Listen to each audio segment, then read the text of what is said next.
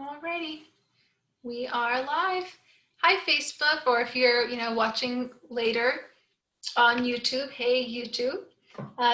Thank you for watching Hudgens Talks. My name is Kate Driscoll. I'm the Public Programs Manager for the Hudgens Center for Art and Learning, and today I'm talking to Yesha Panchal. So thank you so much for taking the time to do this, Yesha. I know you're really busy, and I really appreciate it. Yeah, thanks. No, this is kind of nice to just have a conversation and get to see you. So that was good. So for anyone that doesn't know, Yesha and I actually know each other in real life. Sometimes people I talk to on Hudgens Talks, I've never met before. And sometimes I do know them. So it always feels a little funny to talk to someone that I've seen on like a daily or weekly basis and ask them questions like, tell me about yourself, but it's not very fair. It's not very fair to people who don't know you. Yeah, that is true. For people who don't know you, can you tell them a bit about who you are and what you do? So I'm a studio artist, and I also teach at the Hudgens Art Center, and I make mostly ceramic work, and I graduated from Georgia State University with my BFA. So, yeah. Me too. I was listening to something, and you were talking about like you graduated from Georgia State, and I was like, wait, I don't know if we ever talked about that. So. Yeah, I do. We have a lot of Panthers at the Hudgens. Yeah, we do. It's good. Go Panthers. So how did you get into this creative field? Was this something you've been doing since you were a kid? Did you go to school? Well, I know you went to school for this, but how did this start? Mostly it started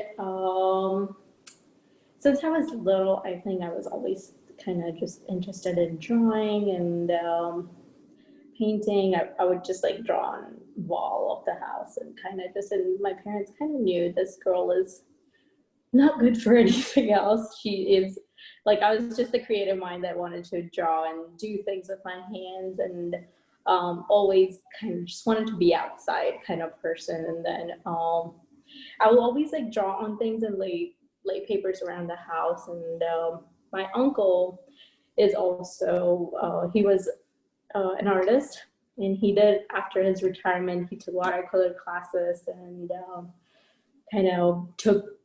started working more with the drawings and paintings. And every time he would go out, he would take me with him to draw and sketch. And then my dad used to do accounting for someone. He was a painter, and he used to teach at the university. So he came over to home one day, and he saw some of my drawings, and he's like, yeah, just send your girl over. I can give her some discount and you can send her to my class. So I took a couple of classes with him. And then from then I was like, kind of just started carrying around sketchbooks and things. And then after moving here, I think it was more, I felt like it is possible. Even when I was in India, I was kind of leaning towards going to the fine art line. But then when we moved here, seeing really like high school have like a really good programs for art and things, I kind of felt that it is possible to have a career in it. What did you feel like that your school did to make you feel like that was possible? Like, was it just having good classes or having people come talk to you guys? I think when I was at the Peachtree Ridge right here, and Peachtree Ridge has a really good program.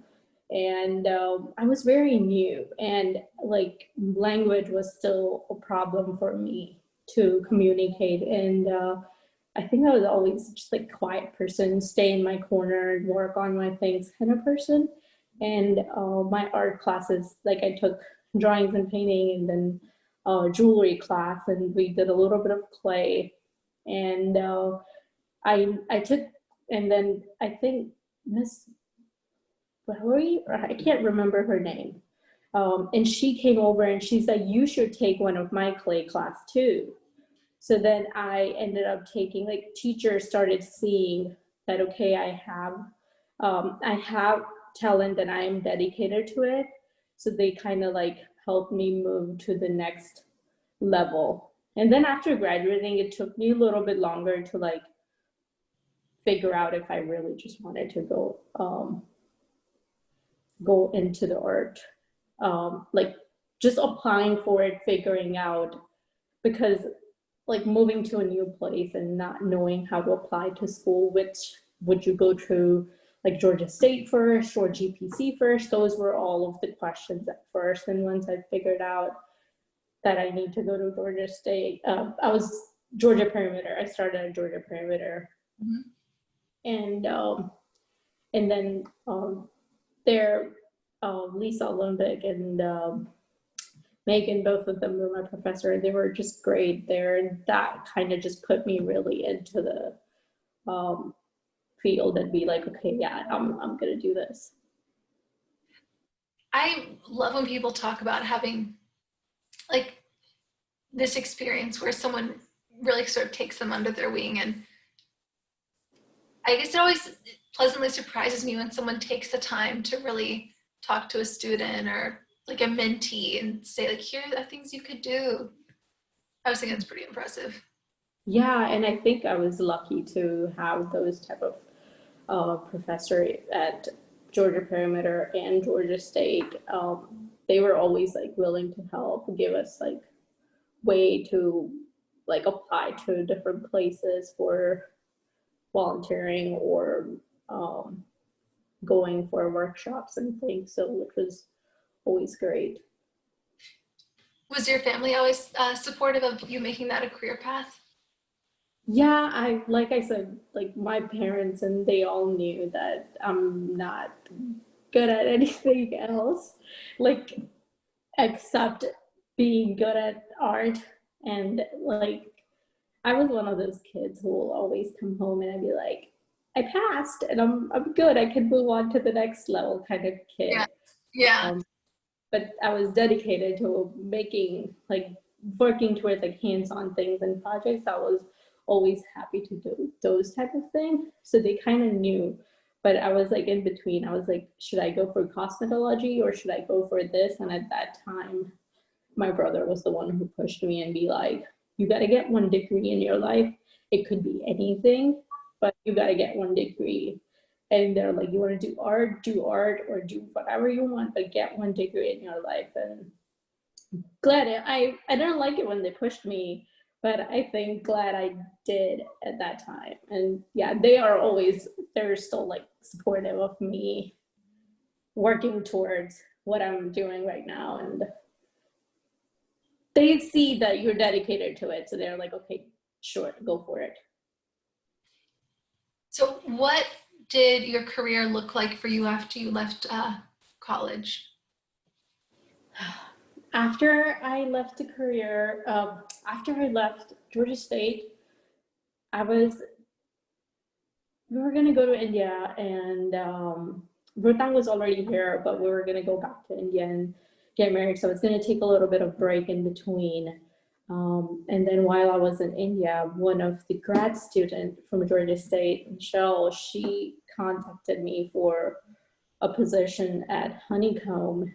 And I was like, yeah, I need something in the field to work. And it was like a great opportunity for me to work at a place where you can learn. It's a production system.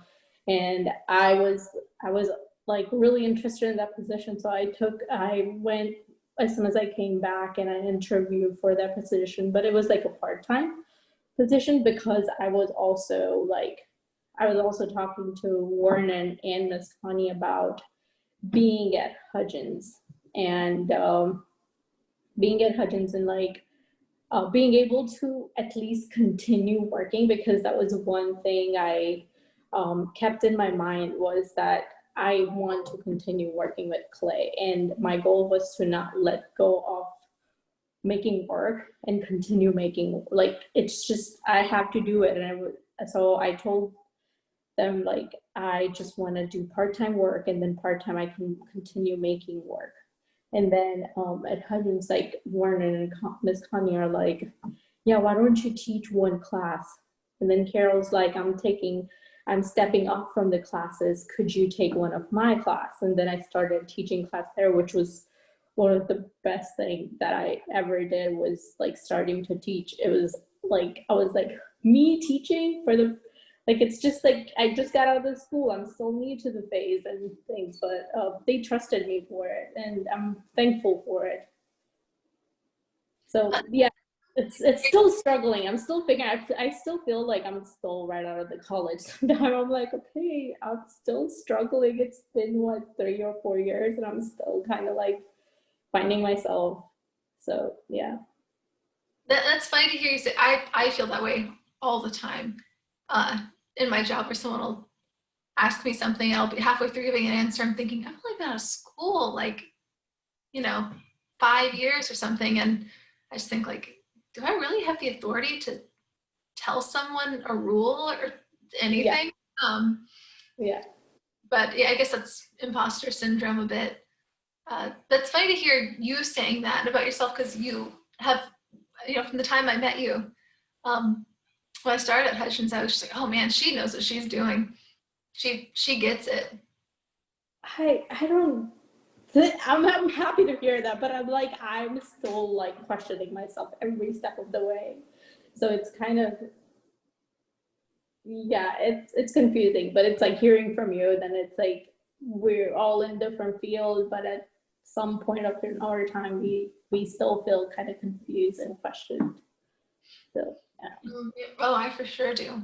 Um, but yeah, no, you've always just seemed really with it. Like you knew what you were doing, and I've even, just through, walking through the halls, having to do things, passing your classroom and hearing you teach, you just sound really like you know what you're talking about. You communicate information so effectively, and your work is beautiful. And I'll see if I can link the description in this video later to include your website. So, but for anyone who hasn't seen her work, what's the name of your website? It's yesha-art.com. And you do a lot of like surface technique on your work. Yeah, I do a lot of just drawings and surface decoration on my work. Yeah. So how did you get into that direction? So mostly like before I went to Georgia State, I was a perimeter, and mostly my classes were, I only took drawing and painting classes, and mostly focused on like watercolor and acrylic and those type of surface. And when I started at Georgia State, I wanted to do printmaking because I saw like my other professor also did work in printmaking, so I wanted to take hands-on to printmaking. So I registered for one printmaking class and one clay class, and I had to drop out of the printmaking class because it was the wrong class. So I ended up taking 2 ceramic classes that semester. I liked those ceramic classes, and I was like, this is the 3D space, 3D form that I could paint on. So I just started figuring out ways to kind of translate my drawings onto ceramic at that point. I mean, maybe I'm just out of the loop, but I haven't, just from going to different, festivals and shows, I really haven't seen a lot of work like yours. It's really unique. Like the forms you make, it's very clean. Some of the forms are almost like architectural. It's like they're just very clean lines with these beautiful drawings. And when I tell people, when they come into the gift shop and I say, it's one of our instructors, she does this by hand, people are blown away. It's so precise. I think I was kind of like striving towards getting those fine lines because I did a lot of ink, like pen and ink drawings before. So I kind of wanted to get that pen and ink effect onto ceramic pieces. And you succeed at that for sure. Yeah, and I was able to do that with the slip trailing bottle, which was a great thing. Like I was like, it took me little longer to get a hand on it, but once I did, it becomes a little bit easier to work on. So what, do you have any goals for yourself as an artist, or are you just enjoying the ride? I think at this time where, like we said, I'm still figuring stuff out. And I know I want to be a full-time artist. I want to continue working with art. It's just figuring out like how I want to do it. And right now, I think I'm just like, this is what I'm working on, and I'm going to continue working towards and improve myself towards whatever I'm working on, and then figure out as I go along. So right now, just I'm going to be a studio artist and make work and be able to earn money, because it's hard when you're jumping off of one type of paycheck to another and figuring out money part of it. It's always hard. So right now, that is what we really need. So I was like, okay, I can do this. I'll collect a little bit of money and then always move further in my line as we go along. You had said that you expressed sort of like, oh, me, a teacher. Are there things about teaching that have surprised you, or you learned about yourself that have surprised you? Um, I wanted to go into teaching before I went into ceramics, so I liked teaching, but I just wasn't like thinking that it will. It's like I graduated and I started and I will be able to teach. Like they will ask me for that opportunity, and like I did a couple of workshops there before, which was great. That made me felt like, okay, yeah, I can do this. And slowly, I don't think it comes, everything comes with an experience. So it took I was always clear to my students about like, as I am teaching them, I am also learning. And they all knew, because they had seen me in studio all the time. Like before, when I was interning there, they knew that I was there as a student before. Now I am back there teaching, and as I was moving along, I was learning. I always, and I'm still kind of like okay with people like telling me to, okay, this way you could improve, and this is, and I always ask my students at the end of the classes and be like, what worked for you, what didn't work for you, and how can I improve, what I could have done differently. And I sometimes have one-on-one conversation with some of my students to learn more about those things, because that's the only way we're going to learn, is to be able to teach. And I definitely have improved myself a lot from teaching. It's just being able to explain, being able to learn from them. It's important. As I push them to do certain things, I think in my head, I'm like, I'm telling them to do it. Why can't I do these things, you know? So yeah, it was surprising, but I think it's working out in my favor, and hopefully their favor too. I think so. I mean, you know, the best teachers I ever had were people who described themselves as, perpetual students and lifelong learners. Like, I think that sort of willingness to experiment and curiosity makes for a good learning experience. Yeah. Um, so, I mean, that's who I would want to learn from.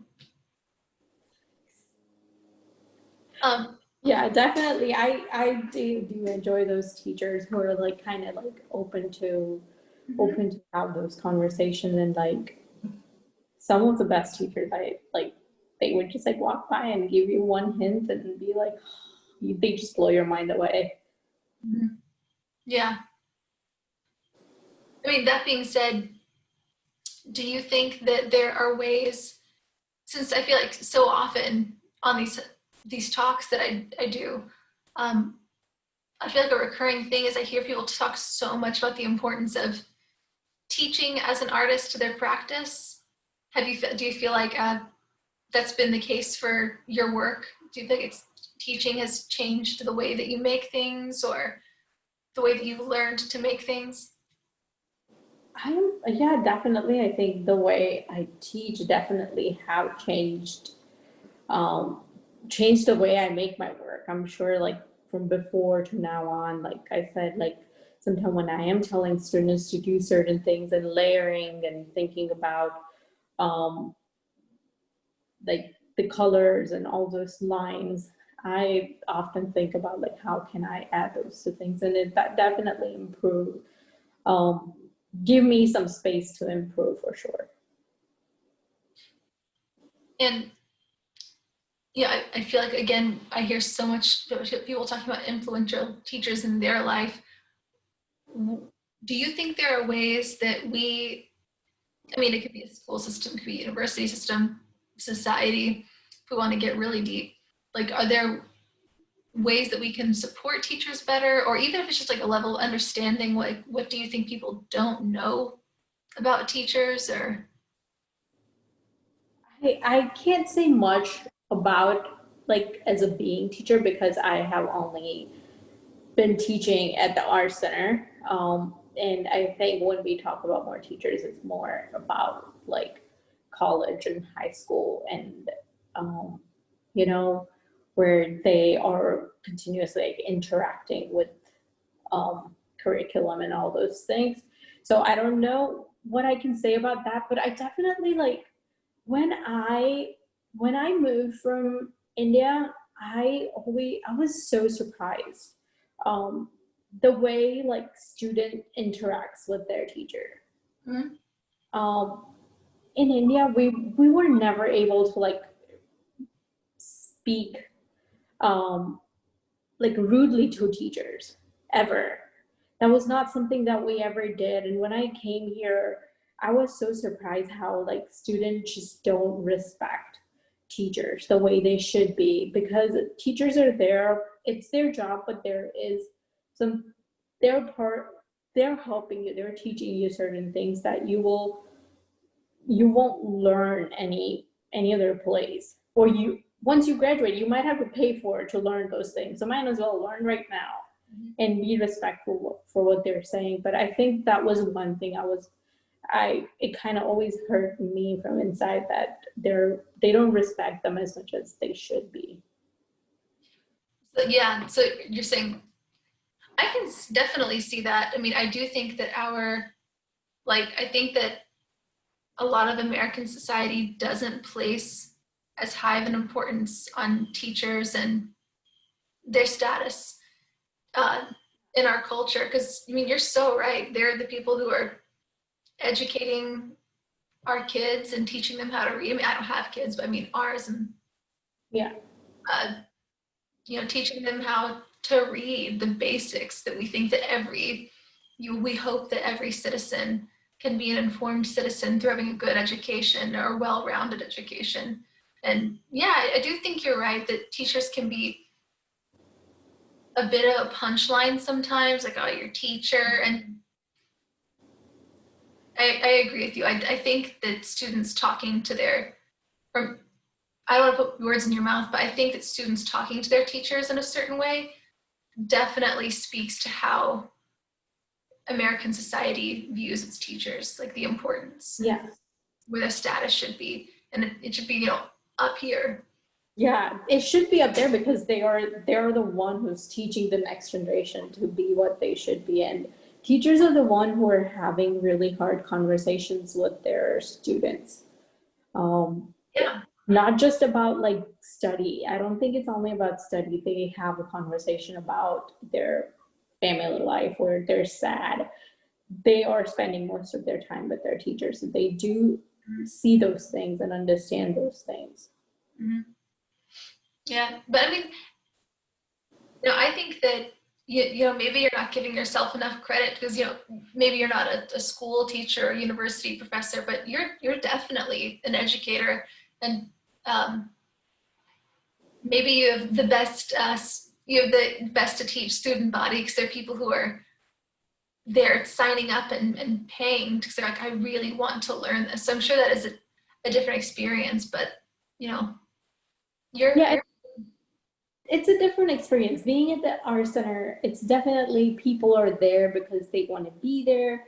They Mhm. want to feel that community and they want to spend that time with their friends, or they want to spend that time creating work that they were not able to do it when they were in school or working full time, working really hard. They weren't able to do those things, and now they have time, and they chose to be at the art center instead of going somewhere else.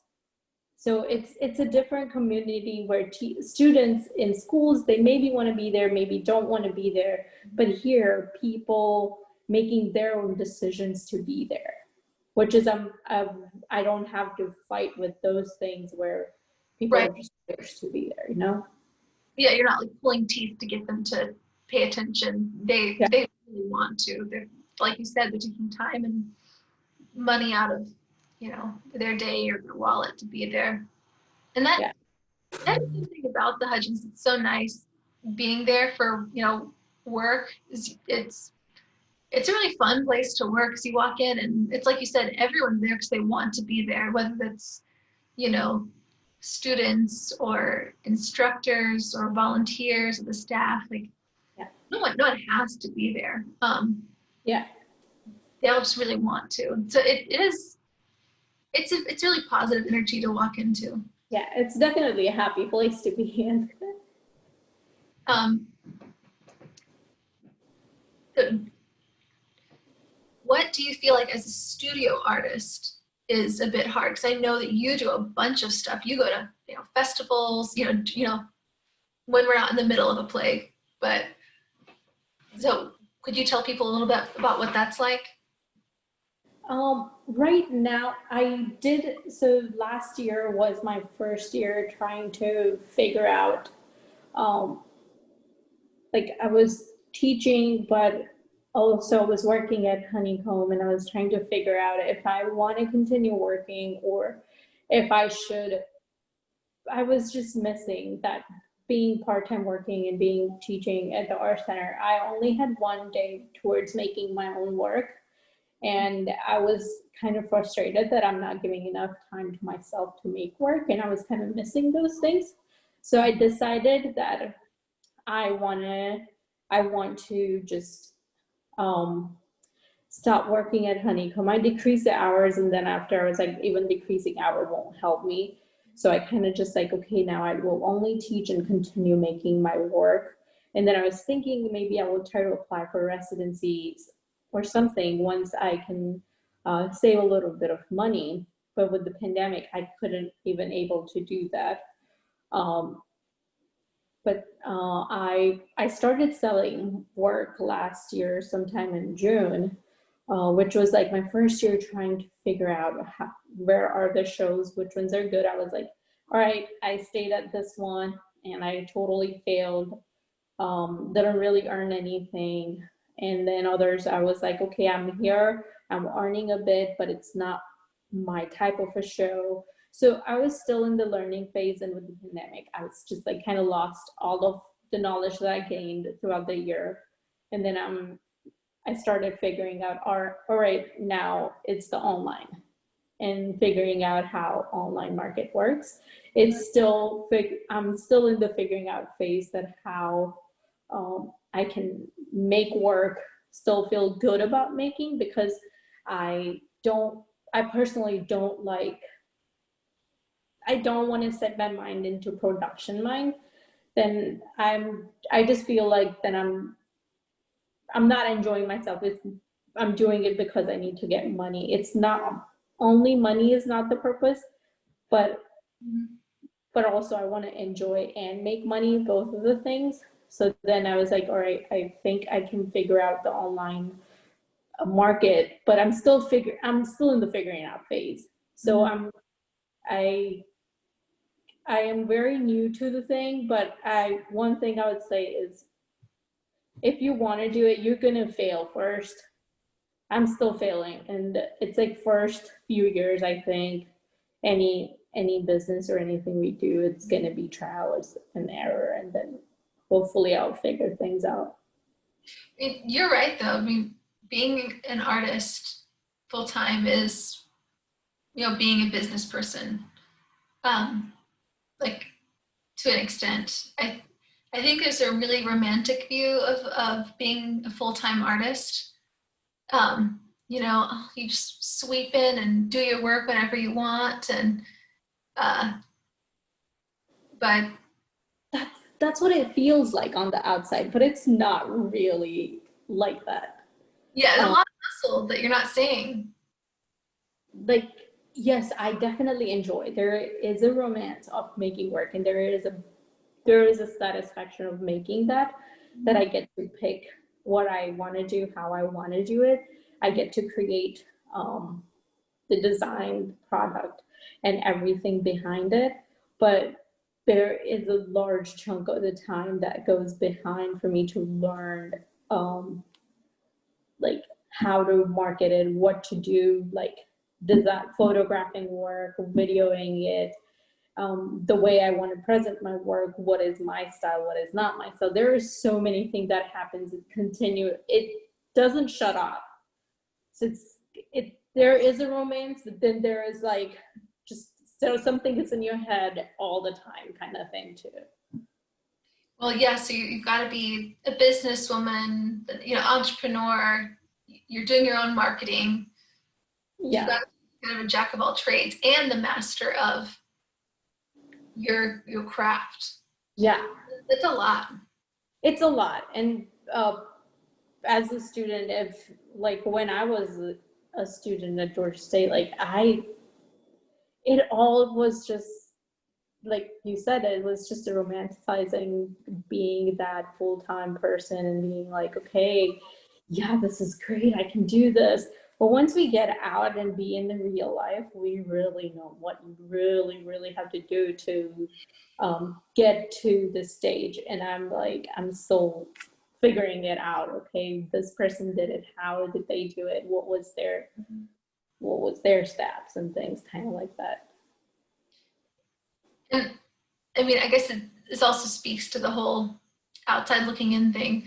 But a lot of people who I look at and go, like, oh, they've made it. When I talk to them, and like I hear like the sort of practical nitty gritty details of their life and what they do to keep, just the bills paid. It's Yeah. an, it's very like normal. It's Yeah. it's like, even if they are a full-time artist, that's all they do for money. Hearing it's like they're just people who have, their, expenses are X and their income is Y and they've got to make it happen. And just hearing all of the practical things, um, it's always just impressive to me. Yeah, yeah. And when I see people who have done things successfully and working towards it, I just feel like you did it. And like there is a possibility of doing it. It's just being dedicated to do it. It's just putting that stone down and be like, all right, I'm dedicated, I'm doing this. And it has to happen. Do you So think there are things that schools, whether it's high school or universities, could do to prepare uh, their art majors for life after college? one thing I should have done was to take one of business class. Mm-hmm. As an artist, I think it's anything and everything that you make, at the end of the day, you have to figure out how you will be able to survive doing that. Mm-hmm. Because I like right now, I'm still like figuring out how to survive because I can hardly pay bills off of it. But then, like, if I had a business degree right now, I don't have to spend my time taking how to do marketing and great time. This is a great time to kind of learn about it because with the pandemic, everything's online. You can take any classes that you want more than before. So now I can kind of be like, okay, how do I do these things? So now I'm like failing to learn. So one thing definitely, like, I wish there was someone to advise me to do those things. Mm-hmm. Um, so Yeah, that's one thing, definitely. And then other thing I would tell people who are like graduating, make connections, I think, and learn. Definitely, if you have to do internships and things to get connection to learn things, Mhm. definitely do those things, because that really, like, if you do internships, and I feel like that's when I learned the most, was how dedicated those artists were. They were like, they're just there in the studio all the time, working day and night. And if you really want to succeed, I think you have to work.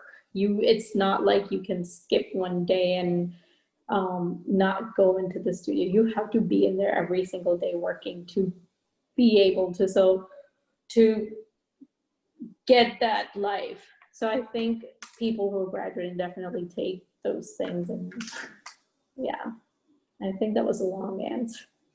No, no, I mean, no, I think they're really good points, and I would agree with you. I think some of the most valuable part of my education wasn't in the classroom. It was doing internships where I was, working at another art center, and uh, just like the day in, day outness, and seeing what actually goes on behind the scenes. Yeah. Um, just like the romance of, like the romanticized version of being an artist. I think there's a romanticized version of working at, galleries or museums. Like it's going to be, openings every week and fancy parties or something. That, no, it's like that barely ever happens. Like then, in relation to everything else you're doing. Yeah, it's a different being part of it and organizing it. There's Mm-hmm. just a lot of hectic things that happens. Like you were just running around every time we have something happening, and you're like, all right, we need to set up for this. You guys get the food, and like Yeah, I these feel. people are coming. We need to sign these people up. You have like multiple events in one day a lot of time. Oh yeah, yeah.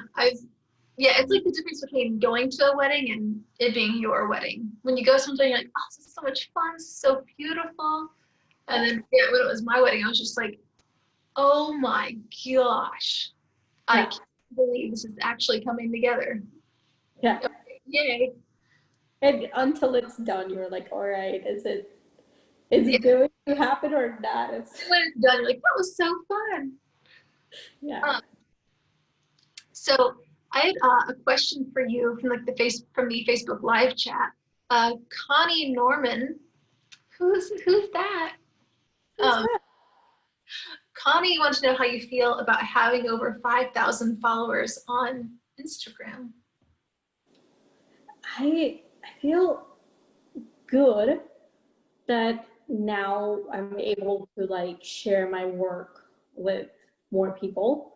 Definitely, I personally feel that right now, with whatever is happening and even before, um, I am not one of those person who's always kind of like just like rah, rah, rah, rah, and out there and talking and doing things.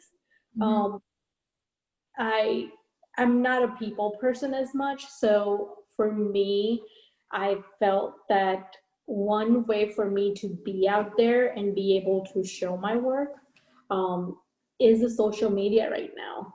Mm-hmm. And so I kind of started focusing on how to share my work and be able to like um, be out there, kind of just to figure out myself. And I think um, I followers are one thing, but then also like it just keeps me that dedicated to do things right now. That okay, I'm not just um, I'm making work for myself, but then there is something like Instagram or something that is keeping me accountable to be on track.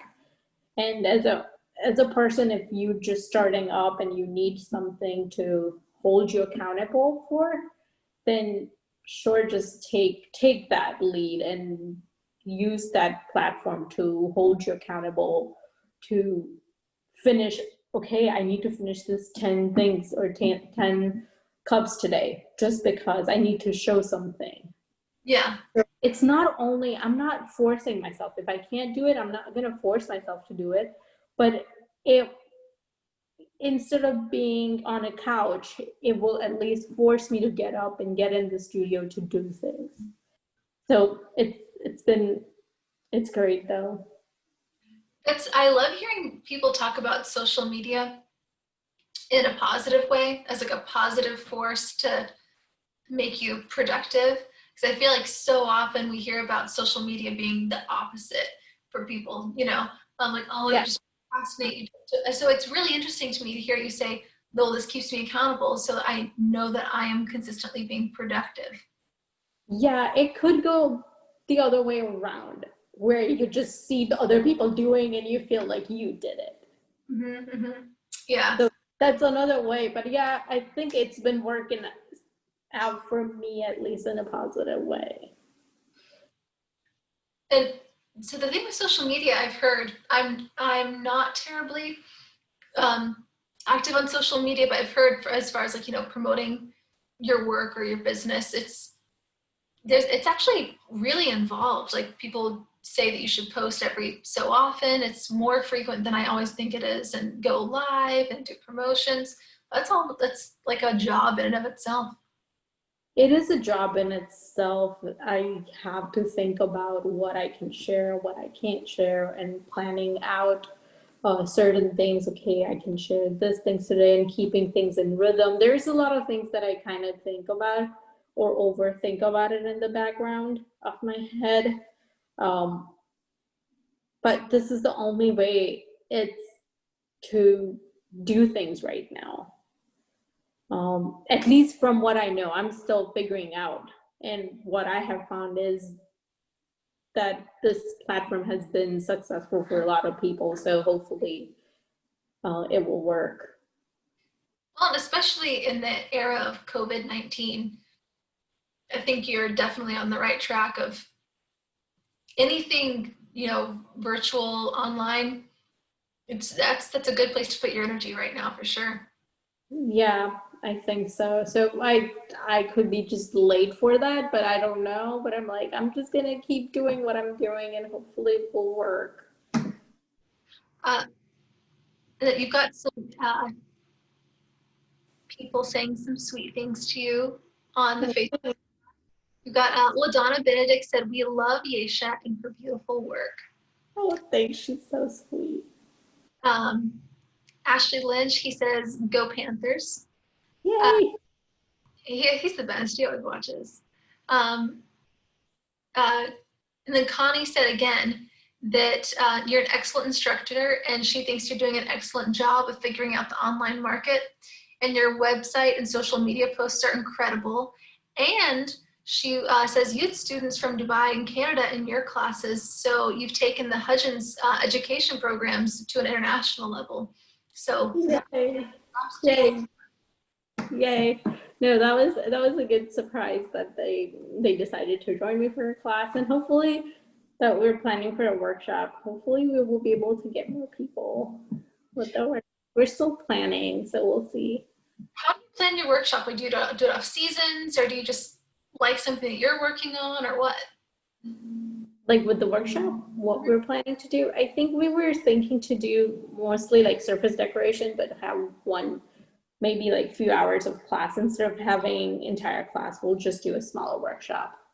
So I'm still talking with Ms. Hunt, so hopefully we'll still figure out and go with it. Do you prefer a class or a workshop format? For smaller things like this, I think if we want to, if we want more people to take class right now, I think people do enjoy taking smaller classes, and they know exactly like, okay, this is one workshop for this many hour, I'm free this day. Mm-hmm. I think people will be more likely to take that than 6-week classes, and because with work from home, it's kind of hard to commit sometime. Right, right. Well, and I could see how the different formats would appeal to different demographics. So like if you're, you know, for classes, if you have free time in the evenings, or say like if you're retired, um, or you're a stay-at-home parent or something, and you would probably really like the class this day every week for 6 weeks. Yeah, I think so too. Every time the workshop is better. Yeah, the online classes, at least, like, people can watch recording and all those things. So it's for a lot of people, it's been flexible to take online classes than being there in person, because they can like go back and forth between their working and taking a class at the same time, kind of. Mhm. So it's there's good, but I still miss seeing people in person and being at the art center. It's Yeah, I yeah, miss that. me too. Well, all right, guys, we are going to end it here, but thanks again, Yesha, for talking with me and sharing with everybody. Everyone who sees your work in the gift shop, I'm not exaggerating. People always stop and point out your work, like, oh, this is so beautiful. And everyone's or everyone who's taken your classes, they always talk to me about Oh, everything thanks. you are. So Thanks. That makes me happy. But thanks for having me here, and this was great talking to you. yes. Thanks everyone for joining. And if anyone came in late, or someone who'd want to watch, we'll put this on YouTube tomorrow. So, Yeah, perfect. bye guys. Bye.